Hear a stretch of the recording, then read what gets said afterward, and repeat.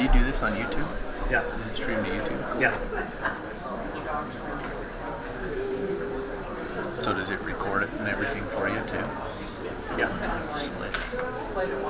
Makes it nice, doesn't it? There we go. There you go, my friends.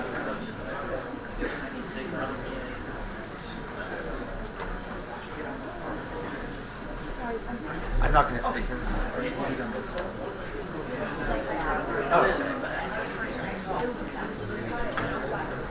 Mr. Ludlow, what are you doing? My son is in. Is he really? Yeah, they're playing.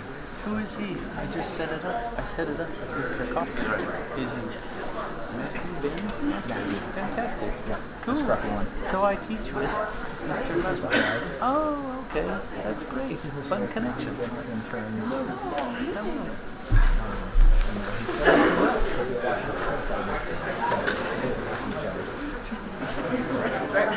Yes, yes. Well, it's good to see you. That's fun. Good connection.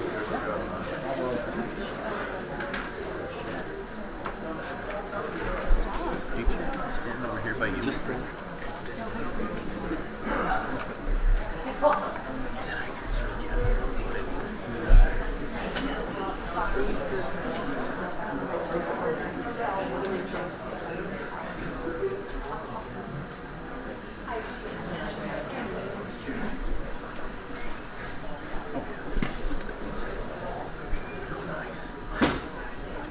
Tell me, could anybody watch this right now? Well, good evening and welcome. We don't want to be tardy, so we probably ought to get started. We welcome you to our board meeting tonight. The agenda is posted around the room, and we normally follow that. So we'd like to excuse two of our board members tonight, though. Bruce Jardine and Jan Burrell are not with us tonight, and Paul Widdison. Paul did call in sick, though, so mark that down. Anyway, and Paul Widdison as well, so we will miss them, but wish them well. So we do have a quorum. Yes, it is. He did that when I was with him at Ray High. With that, our musical presentation tonight is an ensemble from T.H. Bell. I'm going to turn the time over to the director, Tim Coster. So, Tim, please.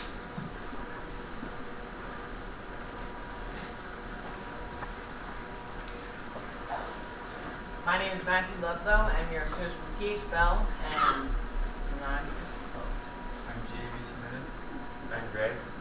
Julian D'Angelo Bucino. we will now be playing Prayer of the Children.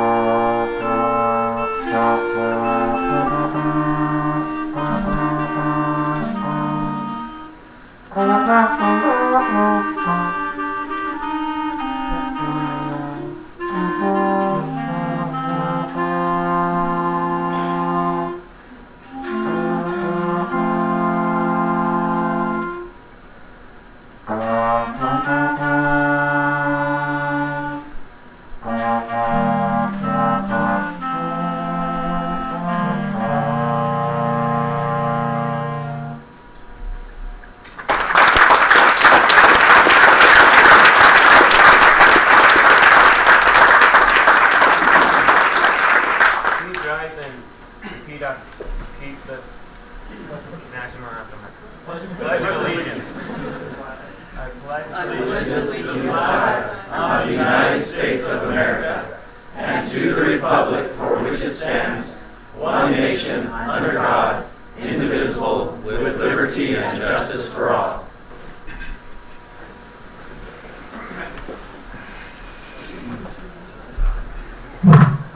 Mr. Kosher, what did we ask the kids? What grade do you guys in? 8? 9? 8th and 9th. So have you been playing for 2 years as all? some 2, some 3. Awesome. Awesome. It's good to hear you guys. Thank you very much. Let's give them another round of applause.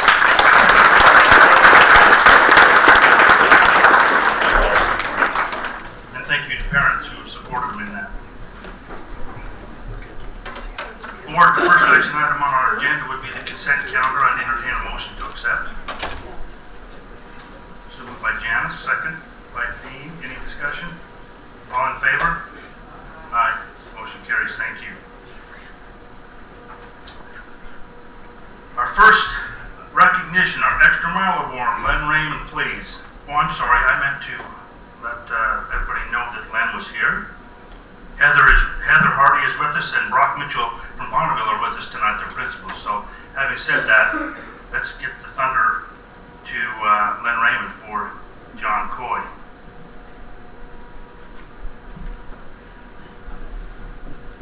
John, you want to, while I break your award? I know.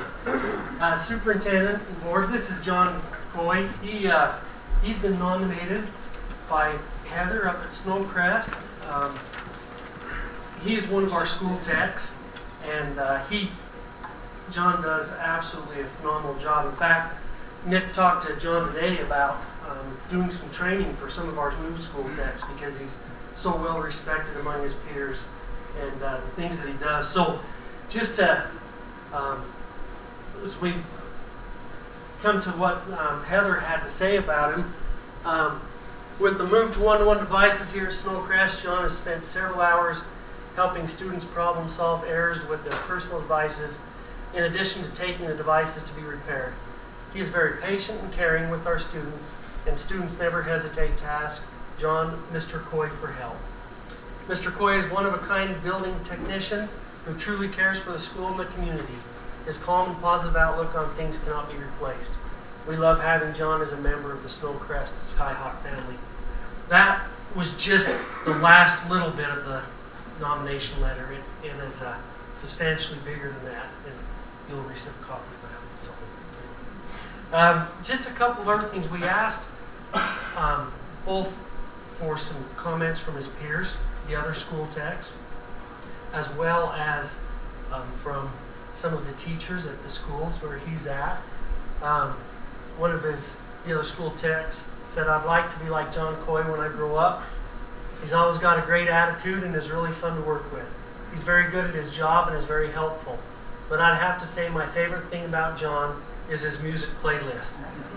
When they come in and repair Chromebooks one day a week, they get to pick the music they listen to, and apparently John's playlist is very popular. A quiet man, yet full of passion for his job. He's a great example of what a tech should be. Hardworking, ethical, and just a great leader. John may be quiet, however, he is a valuable source of knowledge. You can always count on John to help you out when you can't figure things out on your own. Thank you. Thank you for your support. Love it." I don't know where we would be without John. Molly out at Snowcrest said that. John always makes me feel like he's happy to help me. He never makes me feel dumb when the answer to a tech problem is something incredibly simple. I depend on John so much. He is a lifesaver. John was one of the first staff members to greet me. He helped me fix the buzzing speakers in the music room. John is very much like Yoda, except more often than not, he just does. Do or do not, there is no try, according to Yoda. So, just a couple of things. We have come to really respect and love John in tech services. His knowledge base is incredible, and he's very quiet. He goes on and he does his job. He never is looking for any accolades or anything, but he is loved by every faculty that has ever worked for him, every administrator that has worked with him. He is well deserving of this award. So, John, congratulations.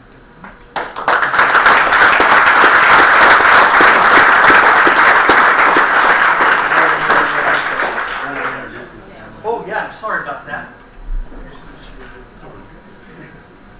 With me tonight is my sister Vicki, who's on the left there, my daughter Amanda, and my wife Jody. My son Alex, I think, is stuck in traffic. He might get here before we're done. Hopefully. Thank you.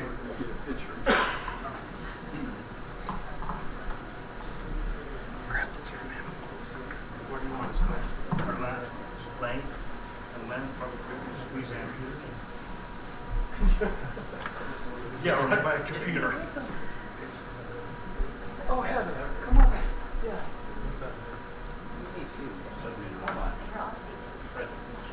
You want me out of the picture? Are you ready? You want this over here? Right there. Does this work? Does it? You want more this way? Slide it.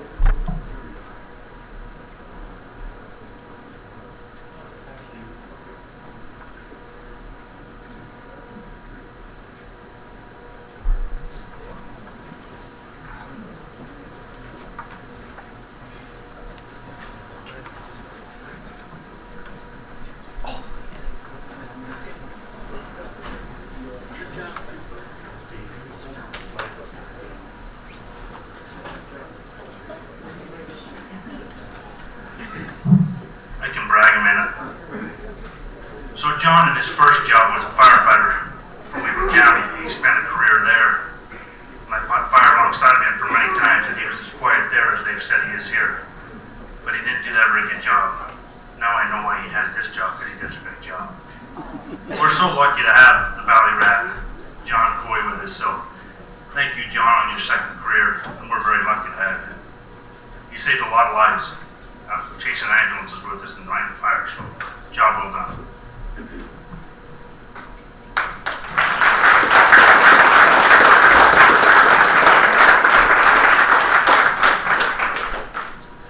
Our next award will be I Love Teaching Award. Miss Gina Butters, please.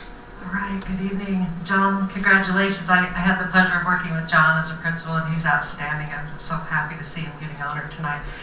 I'm going to ask nominating Principal Brock Mitchell and CT Director Rod Belknap to come out. Superintendent Board, I'm super honored tonight. We are super honored to recognize just an amazing human being and educator. And I'd like Adam Arndt to come up. He is our I Love Teaching Award for this month. Congratulations.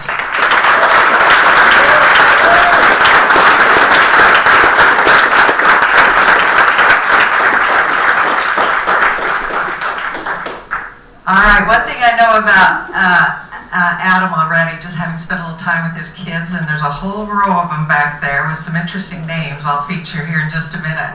But I should say nicknames, right? Or nickname. He is bold. He is bold in his classroom. You walk into his classroom. I'm a really old Bonneville Laker, and when I got to his classroom and spent some time in there, I thought, why didn't I know about this end of the building? There's some exciting things going on there. So, destined to become a classic. That's kind of tongue-in-cheek. He's already a classic. But I want to talk a little bit about Adam with the car theme tonight. One of the things I noticed about Adam is he's very unassuming and he's very humble. And as soon as I talked to him about the award he was receiving, he said, go talk to my kids. I'm not going to tell you about myself, basically, is what he was saying.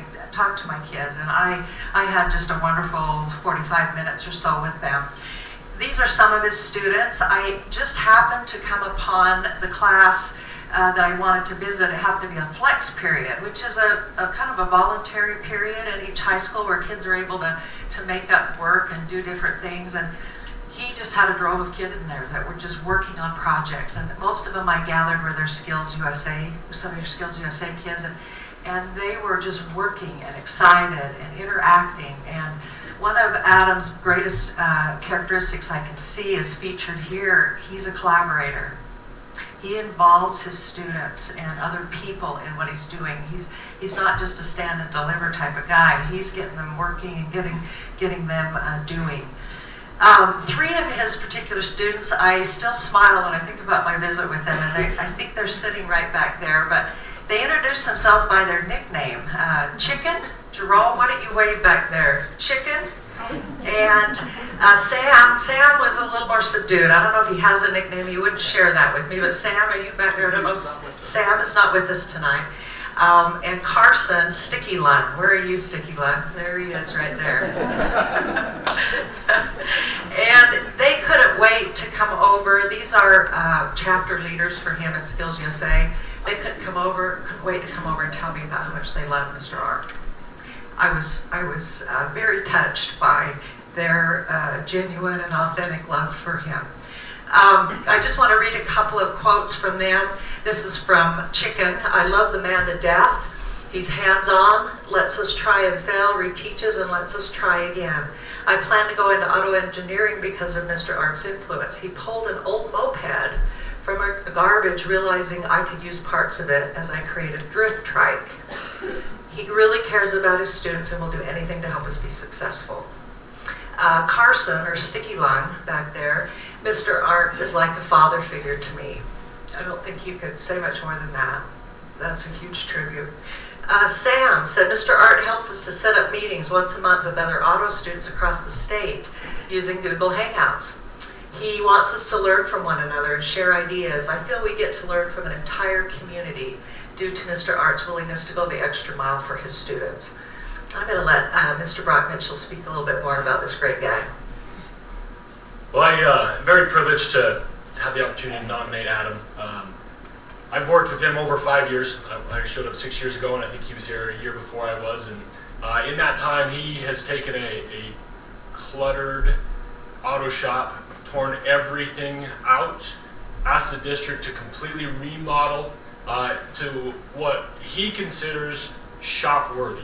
And it's pretty impressive because he has a history of owning his own shop. And so he knows what it takes to run a successful business and wants the kids to have that same environment in the school, which is pretty amazing for him to think that forward for preparing his students. I mentioned in there a couple, he makes waves on the national level, and I'll touch on that a little bit. He has a passion and a drive to make sure that they are receiving the best instruction. He's always looking for new ways to bring in exciting things to the classroom. Autos is something that has changed and is constantly changing because of technology. And he finds ways to make sure that it stays relevant and the kids are still gaining the skills necessary to be successful in what they're doing. He is one of our leaders in technology. He's got the Chromebooks out there and the kids are working on the Chromebooks. He's got a GoPro that he films everything so the kids can step back and watch it on an 86-inch screen so they're not all huddled under the hood, but they can still see what's going on. He films all those, puts them online so absent students can go back and watch them, and students who may need some remediation can then pull that up afterwards and watch it also. So he is constantly thinking about every kid and making sure they have the resources necessary. He is a finalist in Tech Tomorrow's Teachers of the Year program, and you can see there that was his submission. He's in the if you don't mind clicking that web link, the magazine that came out. And in there, I want to highlight a few things he said, but it's on there. He's named the finalist. A few things he highlights. He said, I knew I wanted to run the high school shop like a real shop. I set up an internship job shadow program with many local shops to start our kids networking young, teach them those skills. I want them to know what success looks like. which is pretty outstanding. He starts, and I think this is a really great way to do it. He'll teach lessons in kind of chunk, 2-3 lessons at a time. He'll set up some of his cars with something wrong, and he knows they don't know. But the job is for them in their groups to go and actually diagnose it, and they have to work together. And within their small groups, have to talk to each other, communicate, and learn all those different problem-solving skills. And if they can't figure it out, there's someone else that they got to go ask and see if that person can help. And then if they still can't figure it out, then they come into Mr. Arndt. He really wants those kids to learn and make mistakes, just like I said on that first slide. Make mistakes and learn from them. He mentioned in there that if there's no luck, they're going to figure it out, and that's a really important skill for them. Another thing, I know I'm going to step on Rod's toes here just for a second. I've got this. He has taken our Skills USA program and just blown it up completely. We had 2 students in the program 2 years ago, 3 years ago, somewhere around there, and now we are up over 40, approaching 50. He brought in our students to lead a lunchtime activity where they are the ones inviting new students. He didn't do anything. It was led by the students, and it's really putting them in a position to be leaders. He has put our students in multiple contests. One of them was the Weber State Hot Rodders of Tomorrow, where they take an engine block, completely tear it apart, every piece, and they have 32 minutes to get it back together to factory specifications. And our kids did it in 26 minutes, which was the first place in all of Utah, which is pretty awesome. And that earned them a recognition.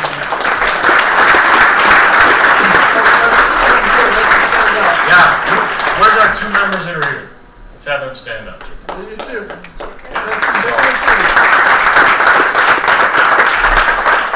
Because of that, they got to go to SEMA in Las Vegas and compete on the national level.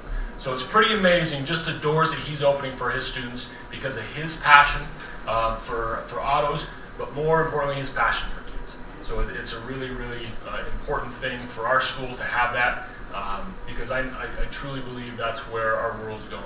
We need more people going into these trades, and we've got a great man leading our school. So that's for me. I'll pass it over to Rob. Really, it's hard to top what's been said about Adam, but I had 2 experiences with Adam early on. First of all, I went over to Bonneville one day, and they were having a big promotional for all of their junior high school students. And remember that day? Yeah. And so I go over there, and if you've ever, you go to these things, and it's generally, people at a table and somebody talking to the students. You don't really expect to see an entire engine block in the middle of the commons area and students running around. And it was an unsafe situation where kids were running around trying to fix it was unbelievable. It was so cool to watch. Demonstrating that Hot Rodders run. Yeah, and I witnessed it. And it was, I had the time at 25, 24, so I don't know what the 26 time was. But anyway, that was amazing to see that. And the other thing is Art and I went over to visit with Adam, and he happened to be gone that day. And it was flex period, and all of his Skills USA students are in there with a sub. And we have great substitute teachers, but it's never quite as good as Adam. And I go in there, and these students are like on top of it. You just never seen anything like it. And that was really cool, wasn't it, Art? And they were planning, and it really says a lot about Adam, how Adam has trained them so well and empowered these students so much that when he leaves, they're able to just continue on and lead the class. And that's really what he's done. Brock's comment about Skills USA, Charlie recognized Adam last month with this award. And inside CTE, we do a rock star recognition every month. You actually get a free Rockstar drink. Yes. Did you drink it or? No, I passed it on to a student. Okay, yeah, good. Good. That's usually what happens to it. Yeah, he had enough energy, you can tell. So anyway, I love the quote underneath it because it implies that every great employee has a choice, a choice to make a difference. And every day, Adam consciously makes a choice to not only be as optimistic as you see here, but just to make a difference in students' lives. And it feels so good to go into his classroom. And so I'm honored to know Adam and to have him in CTE.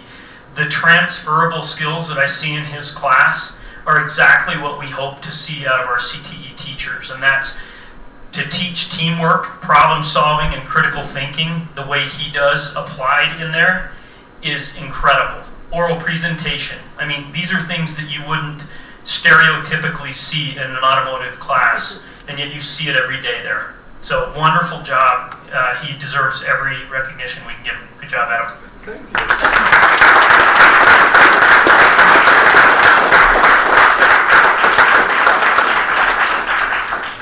Would you advance that for me, Trent? Sorry, it looks like we're... Just a couple more thoughts. We wanted to make sure that he was properly honored. What a great teacher. But Charlie Nelson speaks to that love that he has for his students. I thought this was noteworthy. He said he spends time after hours helping kids finish class-related projects. Wednesday night is open lab night, and he just volunteers his time. Just came from it. Volunteers his time. They come in. It's time away from his family. But Charlie said, I think Adam feels like these kids are his family. And so it's not a sacrifice for him. All right, so last slide here. I wanted to do the proper homage to the auto and just the whole auto scene. And I'm not as familiar with it as I would like to be, but I went in and I looked up, how do you define a classic car? What are the definitions of a classic car? Fine or distinctive and 25 years older or older. He qualifies just based on that, I think. An older car with enough historical interest to be deemed a collectible. Judged over a period of time to be of the highest quality and outstanding of its kind, and a work of art recognized and established as having unique value. I think Adam has demonstrated already that he is a classic. I know that cars tend to ads about cars and mantras about cars is embedded in the American fabric, and some of these up here that stood out to me over the years pretty much sum up what Adam has going on in his class. He's the rock of that class for some of these kids. He encourages them to find their own road. He says, let's go places.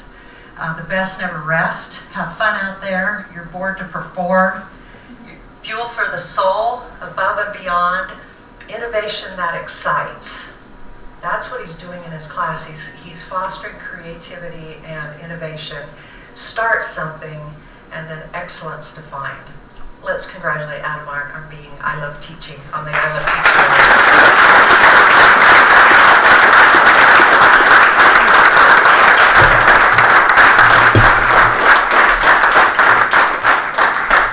Adam, why don't you introduce anybody that's here with you? I certainly can. Well, okay, if I need this. Well, I want to first introduce my wife, Tamara Arndt. You have to stand, sorry. Nobody else see you. And then my oldest son, Thomas, who's going to Rocky Mountain Junior High. And then my next son, Joshua, who's at West Haven Elementary. And then I got Matthew, who probably won't show his face.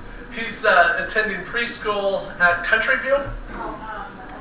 North Park, so I don't even remember that one. So I got all over in each of the schools, and it's been great. But the other part of my family is my students. I'm not going to name them all because we don't have that time, but I would like each of them to stand up. All of you, my former students and current. You're the reason I got this award. So, thank you.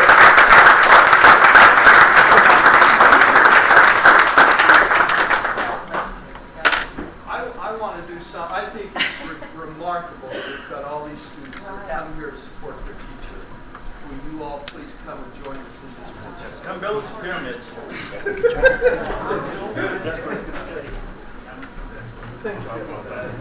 you got the superintendent special project. Mine was the one prior to it. The Dodge Charger when I was a kid. I don't know how you did this. What chair? I should have something else probably. Caleb, Where's the small one? You're perfect on that. There you go. Yo, you get all the short boys. Come on.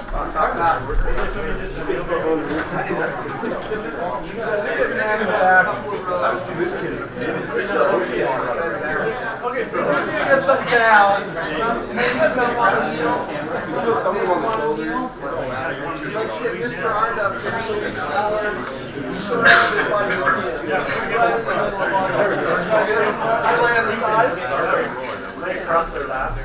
We had a pose like that earlier. Lay on the front.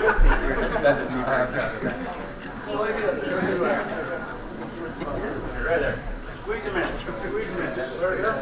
I'll stand right here. Oh, I got hit. No, I moved back to Okay, I got everyone.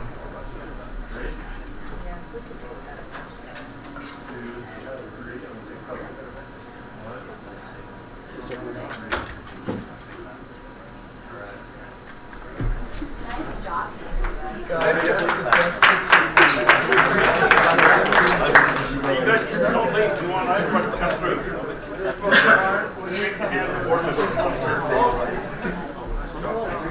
That's all right. You earned it. That's a wrap.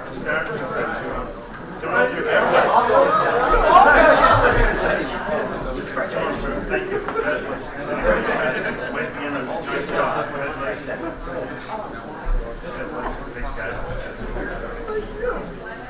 Glad I got this. Great. Sure, congratulations.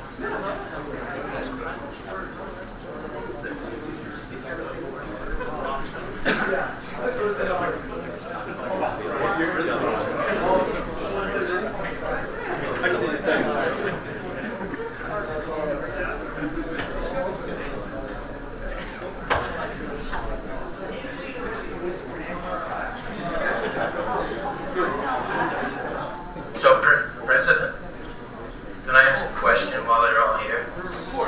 This is for Adam, Mark. I saw the first slide was a Ford Mustang. So, a question for you: which is better, Ford or Ferrari? We were willing to fight all the way.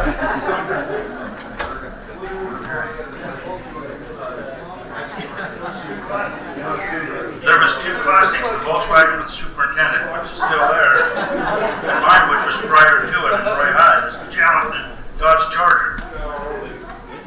Well, that's neat. I failed to recognize, and I'm sorry, is Linda Carver still out there?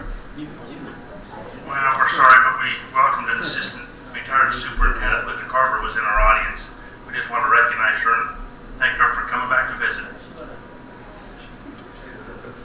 Board, the next item would be a presentation from Dyslexia by Jennifer Warren, please.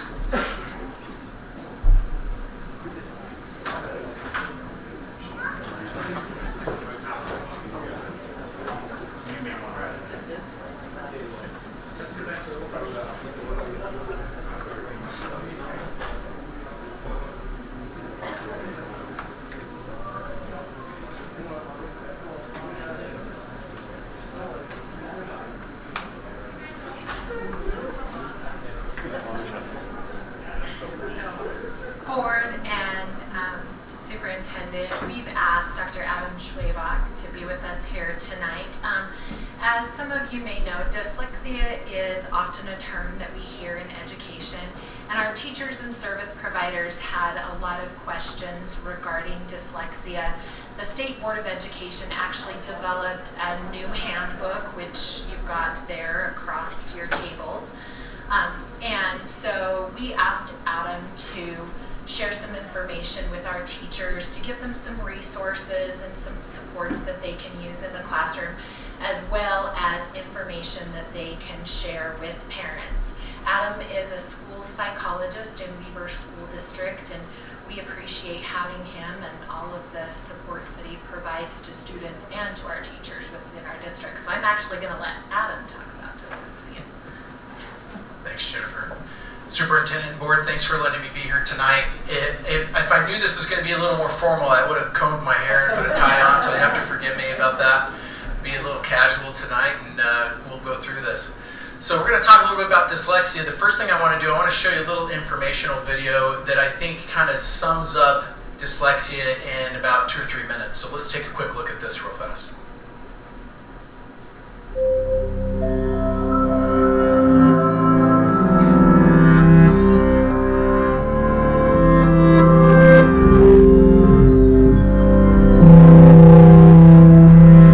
Take a moment to read the following.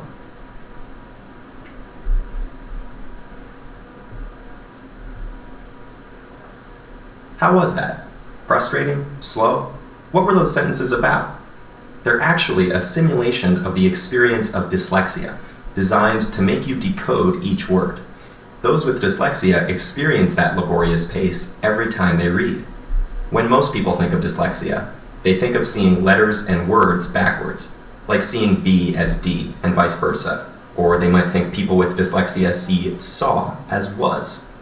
The truth is, people with dyslexia see things the same way as everyone else. Dyslexia is caused by a phonological processing problem, meaning people affected by it have trouble not with seeing language, but with manipulating it. For example, if you heard the word cat and then someone asked you, remove the C, what word would you have left? At. This can be difficult for those with dyslexia. Given a word in isolation like fantastic, students with dyslexia need to break the word into parts to read it.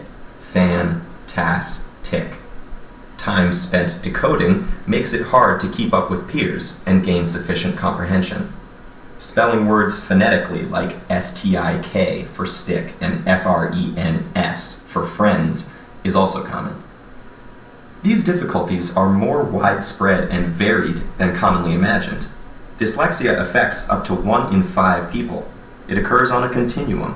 One person might have mild dyslexia, while the next person has a profound case of it. Dyslexia also runs in families.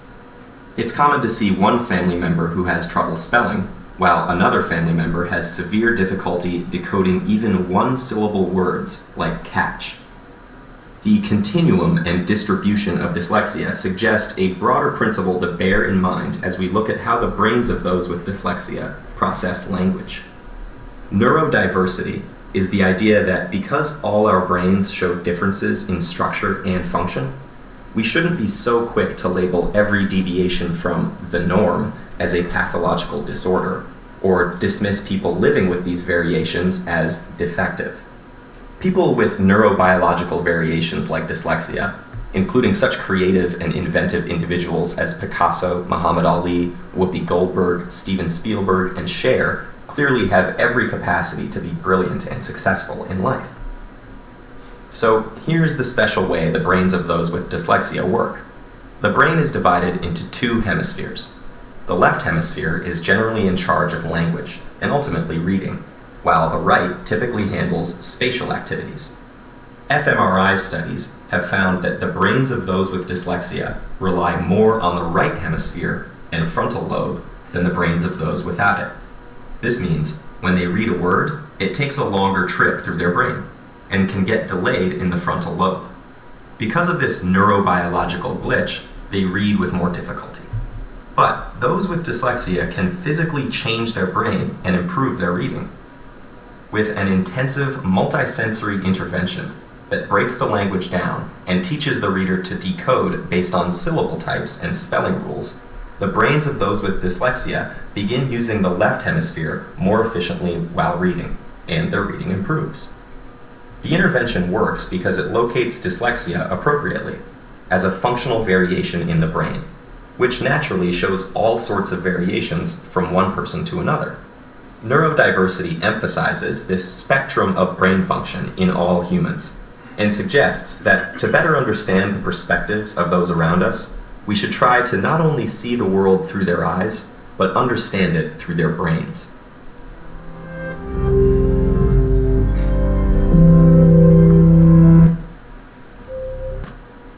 So thanks for taking a minute to watch that short video. This is a short video that kind of gives you a little synopsis about what is actually happening in children and individuals who have dyslexia.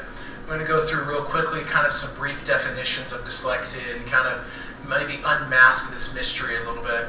We know that dyslexia really is a very general term. So the term dyslexia is simply a term that we use to define individuals or children who have difficulty memorizing letters or symbols or sounds. And as a result of that, they often have difficulty reading. Dyslexia, we know, as it was mentioning in the videos, that dyslexia is a neurological condition. It's It's not a behavioral problem, but we do know that there are abnormalities in how the brain processes information, which then leads children to have dyslexia. Dyslexia really has absolutely nothing to do with letter or number reversals. It's often a misconception and a myth that's been around for decades. Children with dyslexia, as it was mentioned in the video, they're able to see things fine. Children with dyslexia do write numbers and letters backwards, but that's not actually the core deficits. That's not the core deficiency. The core deficiency with dyslexia really has more to do with phonological processing and how children are processing language in their brain, and not so much how they're seeing things or writing things per se. Children with dyslexia, it is very common for them to have other coexisting challenges. So a lot of these children might show up in our classrooms as having behavioral issues. They might often be diagnosed or misdiagnosed as having ADHD or other types of behavioral problems or depression. And it's very common for these kids to experience emotional problems because when they come to school, kids with dyslexia, we're actually asking them to pass a neurophysics exam or something that's extremely challenging for them. And as a result of that, it's very common for us to see some kind of behavior or emotional issues that coexist with it. Some of the core characteristics of dyslexia, number one is these kids have significant problems with phonological processing. So they do not seem to be able to blend or memorize the sounds of letters and be able to blend those things together and be able to decode properly. They have a real significant challenge with being able to acquire names of letters and sounds, so that memorization is a real challenge for them. So when we were in kindergarten or in first grade, we were memorizing letters and sounds and sight words, and our brain was able to memorize those very quickly. So if I show you the word house, you don't sound it out when you read it, you just automatically read it. And you were able to do that because you were able to memorize these letters and sounds and combine those together at a very young age. And children with dyslexia have significant challenges with that. They also have significant problems with rhyming or spelling. You're going to see their spelling is going to be very phonetic, but it's actually incorrect. And then they struggle often with decoding, and they're often very inaccurate in their reading, which leads to poor fluency and then poor comprehension challenges. Again, some of the big myths with dyslexia is this letter reversals, which we know kids with dyslexia do that, but it is not the core problem. And a lot of these kids, unfortunately, they're labeled as being lazy or unintelligent. They're not trying hard enough. If they cared more about school, maybe things would click a little bit better. One of the things that we often hear about kids with dyslexia is they're just a boy, they'll outgrow it, things will get better over time, and we know that that's not true. So kids with dyslexia, this is often a lifelong challenge that they have. One of the misconceptions that we often deal with in the school systems is that there's a misconception that public schools do not recognize and that we do not do anything with dyslexia, and that's actually the exact opposite. So public schools, there's actually been a lot of legislation, particularly over the last 5 to 6 years, that's focused primarily on this. So back in 2015, the State Bill 117 was passed to provide some specific pilot funding. So the legislatures passed some dollars amounts to specific schools to develop some pilot programs to identify and provide interventions to children with dyslexia. Weber School District did not have a school that's involved in this pilot program. There is a couple in Davis District, but our district did not receive any funding for that. In 2014, the Utah Special Education Advisory Panel actually wrote a memo to the State Office of Education, to the Special Education Department at the state office, specifically advising them that the State Office of Education needed to do more to develop programming, intervention services, and better recognition of what dyslexia is as we see this in our school systems. That actually resulted in some different things that we'll talk about here in a minute. And in 2013, this actually did not pass, but there was an effort to pass some funding through the state legislation to see if we could actually screen every single child in the state of Utah to determine if they have dyslexia, because we know that dyslexia impacts approximately 20% of the general population. This didn't pass back in 2013, but one of the greatest things that the State Office of Education did, which was a result of that memo back in 2014 and additional funding in 2015, is this handbook was published by the State Office of Education in November of 2018. This is a handbook that Jennifer mentioned that you guys have access to. This is a handbook that every teacher in the school district can download for free. We can get printed copies if we need to, but it's easy to Google and download. It's about a 100-page document, and it is a document specifically for educators and for parents that is designed to help educators know specifically what can you do to help a child in your classroom if they have dyslexia. It provides information on Tier 1 interventions, Tier 2 interventions, and Tier 3 interventions, and is probably the most comprehensive book that I've ever seen that allows us as educators to really know if a parent comes into a classroom and says, my child has dyslexia, that now as educators we can go to this resource and say, we know what to do to help you with that.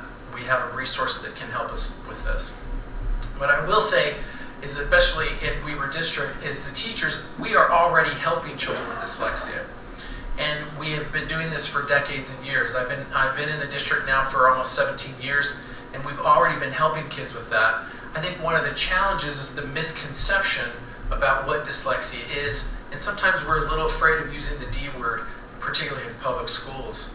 So one thing that's often asked of us, especially as I'm in special education, is whether or not we evaluate children for dyslexia in the public school system.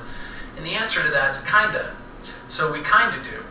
So in the public school systems, we evaluate children to determine whether or not they're eligible for special education under one of the 13 criteria or 13 classifications that's outlined by the State Office of Education and the federal government. One of those criteria is learning disabilities. And of course, we evaluate children to determine if they have reading problems. But in the public school system, we do not, quote unquote, diagnose dyslexia. And this is where there's a little bit of a misconception with that. In public schools, we screen children with dyslexia. Any child in our school district that has ever taken the DIBELS test, which is every child in our district, has been screened for dyslexia.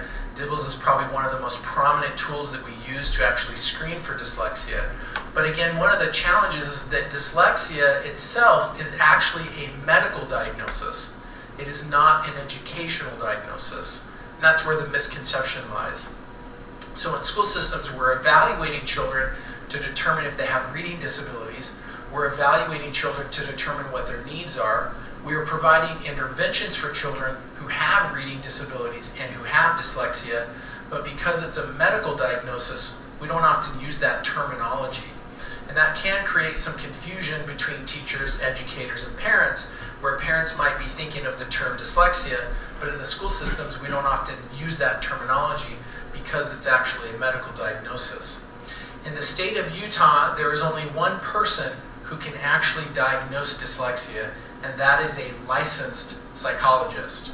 So in school systems, I function as a school psychologist under my educator's license, but there are individuals in the community who function as licensed psychologists who have a PhD in psychology. And in the state of Utah, it's actually legislated that the only person who can make that diagnosis is actually a licensed psychologist. So if we look at the special education rules and regulations, we do see that the term dyslexia does fall under that category. So sometimes parents will ask, well, my child has dyslexia, can they be qualified for special education? And the answer to that is yes, they can. We can provide special education services for that because that does fall under the special education rules and regulations for that. So with a quick recap, we do know that dyslexia is the most common learning disability that we see in the community. It affects a large number of individuals and students. It's a neurological issue that affects language-based learning. We don't know the exact cause of dyslexia, but we do know that it's prominent in family lines. And some of the main symptoms of dyslexia are deficiencies in phonemic awareness, not letter reversals. And those early signs of dyslexia, we can actually identify those and start to see those even as young as 3 and 4 years of age. We know there's no cure, but we also know that dyslexia, the public school systems and our educators play a critical role in assessing and providing interventions for this. And especially with this new handbook, it's really a great resource for us as educators to be able to help these students. And then we also want to make sure that we're not so afraid of using that D word, but helping to clarify with educators and clarify to parents what's the real difference between what that medical term dyslexia means versus what are we actually doing in the school systems to help the students with these particular challenges. Just some general things to look out for. We've talked about this already. For the sake of time, I won't go through these in too much detail because we've touched on these already. But this is a good time if you have questions for me, or later on you can always email me, but I'm happy to take any questions if you have any.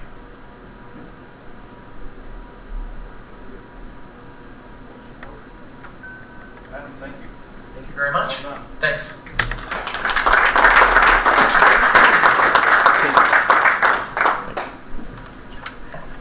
Thank you, Jennifer. Work very well done. We have an action item. We need a board member.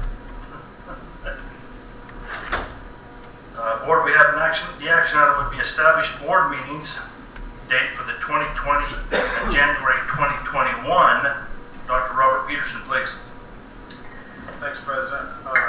As is custom and required, we need to set our board meeting schedule, have it approved. We send this information into publications and the state information website. And our board schedule will be the first Wednesday of every month, and except for April, because of spring break, April 8th. And then also June is the second Wednesday in June, budget hearing. This gives us adequate time to prepare the budget. And then there is no meeting in July. And it looks like also, well, no, it is that way for the rest of the year. And I recommend that you ask the board to approve this so we can get properly advertised. Thank you, Dr. Peterson. Board, you've heard the presentation, and it would entertain a motion to accept the calendar for board meetings for 2020 through January 2021. So moved by Doug, second by Dean. Any discussion? All in favor? Aye. Motion carries. Thank you, Robert. Next item on the agenda would be the approval of the revised policy 4160, residency and enrollment, on a second reading. Lori. Hi, good evening. It's been a fun night. Lots of fun things going on. Board and Superintendent, this is the second reading of policy 4160. It's the policy which outlines the district's procedures for enrolling students. This is a second reading. It was presented last month, and there hasn't been any substantial changes. There was a formatting change in the policy and just the format of the typing, but there's been no input or nor changes, and we're asking you to approve the policy, the update to policy 4160 on a second read. Thank you, Lori. Board, you've heard that there's no changes to the revision on the second reading of revised policy 4160, residency and enrollment. I'd entertain a motion to accept. So moved by Janice, second by Doug. Excuse me, any discussion? All in favor?